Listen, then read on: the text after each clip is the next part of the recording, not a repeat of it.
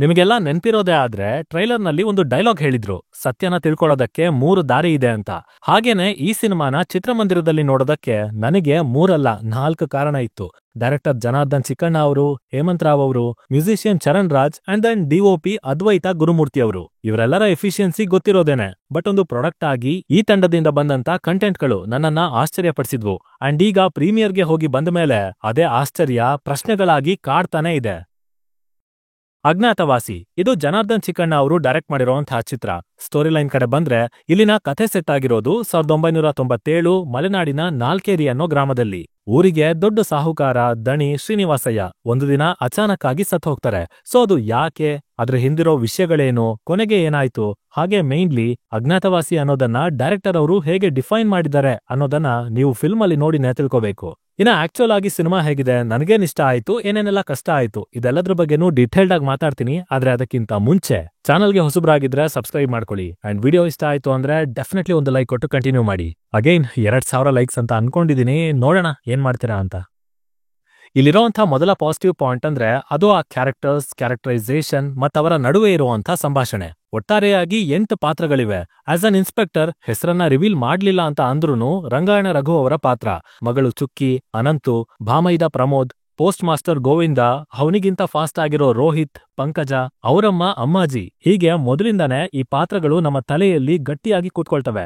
And ಅಲ್ಲಿಂದ ಮುಂದೆ ಸಿನಿಮಾದುದ್ದಕ್ಕೂ ಅವರ ಜೊತೆಗೇನೆ ಟ್ರಾವೆಲ್ ಮಾಡ್ತಿರ್ತೀವಿ. ಪ್ರತಿಯೊಂದು ಸಂದರ್ಭ, ಭಾವನೆ, ಅವರವರ ರೀತಿ, ಯೋಚನೆ ಇವುಗಳು ನಮ್ಮನ್ನ ಅವರಿರೋ ಜಾಗಕ್ಕೇನೆ ಪರಿಚಯ ಮಾಡಿಸ್ತವೆ. ಅಲ್ಲಿನ ಜನ, ಆ ಎಸೆನ್ಸ್ ಚೆನ್ನಾಗ್ ತಲುಪತ್ತೆ. ಯೋಚನೆ ಅಂತ ಹೇಳ್ದೆ, ಬಟ್ ಸಿಮಿಲರ್ ಅಲ್ಲ. ಇಲ್ಲಿ ಬಂದು ಹೋಗೋ ಪ್ರತಿ ಪಾತ್ರಕ್ಕೂ ವೆರೈಟಿ ಇದೆ, ಐಡಿಯಾಲಜಿಕಲ್ ಡಿಫ್ರೆನ್ಸಸ್ ಇದೆ. ಉದಾಹರಣೆಗೆ ರೋಹಿತ್, ಅವನಿಗೆ ಕಂಪ್ಯೂಟರ್ ಕಲಿಯೋದು ತಿಳ್ಕೊಳ್ಳೋದು ಅಂದ್ರೆ ತುಂಬಾ ಇಷ್ಟ. ಬಟ್ ಅದೇ ಶ್ರೀನಿವಾಸಯ್ಯನವ್ರಿಗೆ ಕಂಪ್ಯೂಟರ್ ಅಂದ್ರೇನೆ ಆಗಲ್ಲ. ಅದು ಯಾಕೆ ಏನೋ ಅಂತ ನೀವು ಸಿನಿಮಾ ನೋಡಿದ್ರೆ ಅರ್ಥ ಮಾಡ್ಕೋತೀರಾ. ಬಟ್ ಸ್ಟಿಲ್ ರೋಹಿತ್ ಮತ್ತೆ ಶ್ರೀನಿವಾಸಯ್ಯ ಅವರಿಬ್ಬರ ನಡುವೆ ಒಂದು ಬಾಂಡಿಂಗ್ ಇರುತ್ತೆ, ಕನ್ವರ್ಸೇಷನ್ ಅಲ್ಲಿ ಒಂದೊಳ್ಳೆ ಗೆಸ್ಟರ್ ಇರುತ್ತೆ. ಅಂಡ್ ಇದೇ ತರ ಇನ್ನೂ ಸುಮಾರು ಎಕ್ಸಾಂಪಲ್ ಗಳನ್ನ ಕೊಡಬಹುದು. ಬಟ್ ಸಿಂಪಲ್ ಆಗಿ ಡಿಸ್ಕ್ರೈಬ್ ಮಾಡ್ಬೇಕು ಅಂದ್ರೆ ಒಂದು ಕಾದಂಬರಿನ ಎತ್ಕೊಂಡು ಅದರ ಸತ್ವನ ಒಂದು ಚೂರು ಕೆಡಿಸದೇ ಇರೋ ಹಾಗೆ ಅಚ್ಚುಕಟ್ಟಾಗಿ ವಿಜುವಲೈಸ್ ಮಾಡಿದ್ರೆ ಹೇಗಿರತ್ತಲ್ಲ ಹಾಗಿದೆ ಈ ಸಿನಿಮಾ. ಆಲ್ಸೋ ಇಲ್ಲಿನ ಜಾಗ ಹೀಗೆ, ಜನ ಇರೋದು ಹೀಗೇನೆ ಅನ್ನೋ ತರ ಬಿಲ್ಡ್ ಮಾಡಿ ಆ ಕಥೆನ ಇಂಟೆನ್ಸ್ ಆಗಿ ತೋರಿಸಿದಾರೆ. ಬಿಟ್ರೆ ಇದು ಇನ್ವೆಸ್ಟಿಗೇಷನ್ ಅಲ್ಲ ಅಥವಾ ಮಿಸ್ಟ್ರಿ ಥ್ರಿಲ್ಲರ್ ಅನ್ಕೊಂಡ್ರು ತಪ್ಪಾಗತ್ತೆ. ಅಂಡ್ ಆಫ್ ಕೋರ್ಸ್ ಅದ್ರ ಬಗ್ಗೆ ಮುಂದೆ ಮಾತಾಡೋಣ. ಇನ್ನು ಪರ್ಫಾರ್ಮೆನ್ಸಸ್, ಸಿನಿಮಾದ ಮೊದಲ ಶಾಟ್ ಬೀಳ್ತಿದ್ದ ಹಾಗೇನೆ ರಂಗಾಯಣ ರಘು ಅವರು ನಮ್ಮನ್ನ ಆ ಟೋನ್ಗೆ ಅಡ್ಜಸ್ಟ್ ಮಾಡಿಸ್ಬಿಡ್ತಾರೆ. ಅಂದ್ರೆ ವೆರಿ ಸಟಲ್, ಕಾಮ್. ಇವನ್ ಸುತ್ತಮುತ್ತ ಡಿಸ್ಟರ್ಬಿಂಗ್ ಎಲಿಮೆಂಟ್ಗಳು ಓಡಾಡ್ತಾ ಇದ್ರು ಸಹ ಆ ಕ್ಯಾರೆಕ್ಟರ್ನ ತಗೊಂಡ್ ಹೋಗಿರೋ ರೀತಿ, ಆ ಪರ್ಫಾರ್ಮೆನ್ಸ್, ಐ ಥಿಂಕ್ ಇದನ್ನ ಇವರಿಗಿಂತ ಬೆಟರ್ ಆಗಿ ಮತ್ಯಾರೂ ಮಾಡೋದಕ್ಕೆ ಆಗಲ್ಲ, ಅಷ್ಟು ಕನ್ವಿನ್ಸಿಂಗ್ ಆಗಿತ್ತು. ಹಾಗೇನೆ ಕ್ಲೈಮ್ಯಾಕ್ಸ್, ಅದು ಎಕ್ಸಾಕ್ಟ್ ಕನ್ಫೆಷನ್ ಆಗಿರ್ಲಿಲ್ಲ, ಬಟ್ ತಮ್ಮ ಜೀವನದಲ್ಲಿ ಹಿಂದೆ ಏನಾಗಿತ್ತು ಅನ್ನೋದನ್ನ ತೆರೆದಿಟ್ಟಿರೋ ರೀತಿ, ಎಕ್ಸ್ಪ್ರೆಷನ್ಸ್ ಸಖತ್ತಾಗಿತ್ತು. ಇನ್ನು ಸಿದ್ದು ಮೂಲಿಮನಿ ಅವರಿಗೆ ಸ್ಪೇಸ್ ಸ್ವಲ್ಪ ಜಾಸ್ತಿನೇ ಕೊಟ್ಟಿದ್ದಾರೆ. ಒಂದು ಕಡೆ ಇನ್ನೋಸೆಂಟ್ ಆಗಿ ಚಿಕ್ಕ ಹುಡುಗನ ರೀತಿ ಕಾಣಿಸ್ತಾ, ಮತ್ತೊಂದು ಕಡೆ ಕ್ರೈಮ್, ಕ್ಯಾಲ್ಕುಲೇಷನ್, ಖತರ್ನಾಕ್ ಐಡಿಯಾ. ಇನ್ಫ್ಯಾಕ್ಟ್ ರೈಟಿಂಗ್ ಇಂದಾನು ಆ ಪಾತ್ರಕ್ಕೆ ಜಾಸ್ತಿನೇ ತೂಕ ಸಿಕ್ಕಿದೆ. ಅಂಡ್ ಅದನ್ನ ಅವರು ತುಂಬಾ ಚೆನ್ನಾಗಿ ಹ್ಯಾಂಡಲ್ ಮಾಡಿದ್ದಾರೆ, ಪರ್ಫಾರ್ಮ್ ಮಾಡಿದ್ದಾರೆ. ಇದ್ರ ಜೊತೆಗೆ ರವಿಶಂಕರ್ ಅವರು, ಪಾವನ ಗೌಡ ಅವರು, ಶರತ್ ಲೋಹಿತಾಶ್ವ ಅವರು, ಹಾಗೆ ಉಳಿದ ಎಲ್ಲರೂ ತುಂಬಾನೇ ನ್ಯಾಚುರಲ್ ಆಗಿ ಕಾಣಿಸ್ಕೊಂಡಿದ್ದಾರೆ. ಇನ್ನು ರೈಟಿಂಗ್ ಅಂತೂ ಆನ್ ಪಾಯಿಂಟ್ ಇದೆ. ಎಕ್ಸ್ಟ್ರಾ ಏನು ಸ್ಪೈಸ್ ಅಪ್ ಮಾಡ್ದೇನೆ, ಅನಾವಶ್ಯಕ ಎಲಿಮೆಂಟ್ ಗಳನ್ನ ಸೇರಿಸ್ತೇನೆ ತಾವು ಸೃಷ್ಟಿ ಮಾಡಿರೋ ಪ್ರಪಂಚ ಅಂದ್ರೆ ಆ ಪ್ಲಾಟ್ಗೆ ಸ್ಟಿಕ್ ಆನ್ ಆಗಿ ಅದ್ರ ಮೇಲೆನೆ ವರ್ಕ್ ಮಾಡಿದ್ದಾರೆ. ಮೇನ್ಲಿ ಆ ಫ್ಲೇವರ್ ಹಾಳಾಗದೆ ಇರೋ ತರ ನ್ಯಾಚುರಲ್ ಆಗಿ ಬರ್ದಿದ್ದಾರೆ. ಕಥೆ ಹಾಗೆ ಡೈಲಾಗ್ ಎರಡನ್ನು. 2000ನೇ ಇಸ್ವಿ ಬರ್ಲಿ, ನಿಮ್ ಕಂಪ್ಯೂಟರೇ ಮುಚ್ಚೋಗತ್ತೆ. ಇಲ್ಲ Y2K ಪ್ರಾಬ್ಲಮ್ ಸಾಲ್ವ್ ಆಗ್ತಾ ಇದೆ. ಇನ್ನು ನಮ್ ಬ್ರಾಂಚಿಗೇನೆ ಕಂಪ್ಯೂಟರ್ ಬಂದಿಲ್ಲ, ಆಗ್ಲೇ ಮನೆಗ್ ತರ್ಬೇಕಾ? ಖರ್ಚೆಷ್ಟಾಗ್ಬೇಡ, ಕರೆಂಟ್ ಬಿಲ್ ಎಷ್ಟು ಬರುತ್ತೋ ಏನೋ. ಮಕ್ಳ ಜೀವನದಿಂದ ಯಾವಾಗ ಹೊರಗಡೆ ಬರ್ಬೇಕು ಅನ್ನೋದು ತಂದೆ ತಾಯಿ ಗೊತ್ತಿದ್ರೆ ಆಗ ಸಮಸ್ಯೆನೇ ಬರಲ್ಲ. ಹೀಗೆ ಒಂದಷ್ಟು ಫಿಲಾಸಫಿ, ಆದಷ್ಟು ನ್ಯಾಚುರಾಲಿಟಿ ಎರಡನ್ನೂ ಸಮಾನವಾಗಿ ತೂಗಿಸ್ಕೊಂಡು ಹೋಗಿದ್ದಾರೆ. ಅಂಡ್ ಅವು ಸಂದರ್ಭಕ್ಕೆ ತಕ್ಕ ಹಾಗೆ ಬಂದು ವ್ಯಾಲ್ಯೂನ ಆಡ್ ಮಾಡಿದವೆ. ಇನ್ನು ಸಿನಿಮಾಟೋಗ್ರಫಿ, ವಿಜುವಲ್ಸ್, ಲೊಕೇಶನ್ಸ್, ಮಲೆನಾಡು ಅಂತ ತಗೊಂಡ ಮೇಲೆ ಪ್ರಕೃತಿ, ಆ ಸೌಂದರ್ಯ ಅದು ಹೇಗಿರುತ್ತೆ ಅನ್ನೋದು ಗೊತ್ತಿರೋದೇನೆ. ಸೊ ಆ ಹಳ್ಳಿ, ಪೊಲೀಸ್ ಸ್ಟೇಷನ್, ಮನೆ, ಬೆಟ್ಟ, ಕಾಡು, ತೋಟ, ಲೈಕ್ ಸ್ಪೆಸಿಫಿಕ್ ಆಗಿ ಚೆನ್ನಾಗಿ ಸೆಲೆಕ್ಟ್ ಮಾಡಿದ್ದಾರೆ ಲೊಕೇಶನ್ಸ್ಗಳನ್ನ.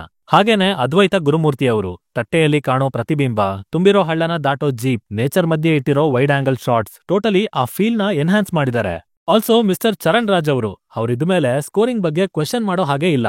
ಬಳಸಿರೋ ಎಲಿಮೆಂಟ್ ಗಳಿಗೆ ಜೀವ ತುಂಬ್ತಾರೆ, ಇಂಟೆನ್ಸಿಟಿನ ಹೆಚ್ಚು ಮಾಡ್ತಾರೆ. ಅಂಡ್ ತಗೊಂಡಿರೋ ಜಾನರ್ಗೆ, ಪ್ರೆಸೆಂಟೇಷನ್ಗೆ ತಮ್ಮದೇ ರೀತಿ ತೂಕನ ಸೇರಿಸ್ತಾರೆ. ಅಂಡ್ ಆಫ್ ಕೋರ್ಸ್ ಅದೆಲ್ಲ ಆಗಿದೆ ಸಿನಿಮಾದಲ್ಲಿ. ಇನ್ನು ಫಿಲ್ಮ್ ಅಲ್ಲಿರೋ ನೆಗೆಟಿವ್ಸ್ ಕಡೆ ಬಂದ್ರೆ, ಫಸ್ಟ್ ಆಫ್ ಆಲ್ ಇದು ಮಿಸ್ಟ್ರಿ ಥ್ರಿಲ್ಲರ್ ಅಲ್ಲ. ಆ ರೀತಿ ಯಾವ ಮಿಸ್ಟ್ರಿನೂ ಇಲ್ಲಿ ಇರ್ಲಿಲ್ಲ. ಹಾಗೆ ಒಂದು ಘಟನೆ ನಡೆದು ಹೋಗಿದೆ ಅಂದ್ಮೇಲೆ ನಂತರ ಒಂದು ಪ್ರೊಸೆಸ್ ಇರುತ್ತಲ್ವಾ, ಇನ್ವೆಸ್ಟಿಗೇಷನ್ ಮಾಡ್ಬೇಕಾಗತ್ತೆ. ಬಟ್ ಟೆಕ್ನಿಕಲಿ ಅದ್ಯಾವುದೂ ಸ್ಟ್ರಾಂಗ್ ಆಗಿ ಪ್ರೊಸೀಡ್ ಆಗಲ್ಲ. ಇನ್ಫ್ಯಾಕ್ಟ್ ಸರಿಯಾಗಿ ಅಬ್ಸರ್ವ್ ಮಾಡಿದ್ರೆ ಇಂಟರ್ವಲ್ ಪಾಯಿಂಟ್ ಅಲ್ಲೇ ಎಲ್ಲದಕ್ಕೂ ಉತ್ತರ ಸಿಕ್ಬಿಡತ್ತೆ. ಹಾಗಾಗಿ ಸೆಕೆಂಡ್ ಹಾಫ್ ಪ್ಲಾಟ್ ಏನಿದೆ ಅದು ಪ್ರೆಡಿಕ್ಟಬಲ್ ಆಗಿ ಮುಂದೆ ಹೋಗುತ್ತೆ, ಮತ್ತಷ್ಟು ಸಿಂಪಲ್ ಅಂತ ಅನ್ಸ್ಬಿಡತ್ತೆ. ಇವನ್ ಟ್ವಿಸ್ಟ್ಗಳು ಅಂತಾನೂ ಏನೂ ಇಟ್ಟಿರ್ಲಿಲ್ಲ. ಸೊ ಬೆಟರ್ ಅಂದ್ರೆ ಎಮೋಷನಲ್ ಕಮ್ ಲೈಟ್ ಆಗಿ ಡ್ರಾಮಾ ಥ್ರಿಲ್ಲರ್ ಅಂತ ಹೇಳ್ಬೋದು. ಇನ್ನು ಮುಖ್ಯವಾಗಿ ಅಜ್ಞಾತವಾಸಿ ಅನ್ನೋದಕ್ಕೆ ಇವರು ಕೊಟ್ಟಿರೋ ಎಕ್ಸ್ಪ್ಲನೇಷನ್, ಆ ಫ್ಲಾಶ್ ಬ್ಯಾಕ್ ಅದೆಲ್ಲ ಎಕ್ಸ್ಟ್ರಾ ಅನ್ಸತ್ತೆ, ಪ್ರಾಪರ್ ಆಗಿ ಕನೆಕ್ಷನ್ ಫೀಲ್ ಆಗಲ್ಲ. ಆಲ್ಸೋ ಐಡೆಂಟಿಟಿನ ಮುಚ್ಚಿಡೋ ಲೆವೆಲ್ಗೆಲ್ಲ ಕ್ಯಾರೆಕ್ಟರ್ ಇರ್ಲಿಲ್ಲ. ಸೊ ಆ ಪಾಯಿಂಟ್ ಮೇಲೆ ಮತ್ತಷ್ಟು ಕೆಲಸ ಆಗ್ಬೇಕಾಗಿತ್ತು, ಇನ್ನೂ ಚೆನ್ನಾಗಿ ಡಿಫೈನ್ ಮಾಡ್ಬೇಕಾಗಿತ್ತು. ಹಾಗೆ ಕೊನೆಯದಾಗಿ ಒಂದಷ್ಟು ಪ್ರಶ್ನೆಗಳು ಇದೆ ಅಂತ ಹೇಳ್ದೆ, ಬಟ್ ಸ್ಪಾಯಿಲ್ ಮಾಡೋ ಅಧಿಕಾರ ಸ್ವಾತಂತ್ರ್ಯ ಸದ್ಯಕ್ಕೆ ನನ್ನ ಹತ್ರ ಇಲ್ಲ. ಹಾಗಾಗಿ ಆ ಪ್ರಶ್ನೆಗಳನ್ನ ನನ್ನಲ್ಲೇ ಇಟ್ಕೊಂಡು ಈ ರಿವ್ಯೂನ ಇಲ್ಲಿಗೆ ನಿಲ್ಲಿಸ್ತಾ ಇದ್ದೀನಿ. ಟೋಟಲ್ ಆಗಿ it's a good watch cinema.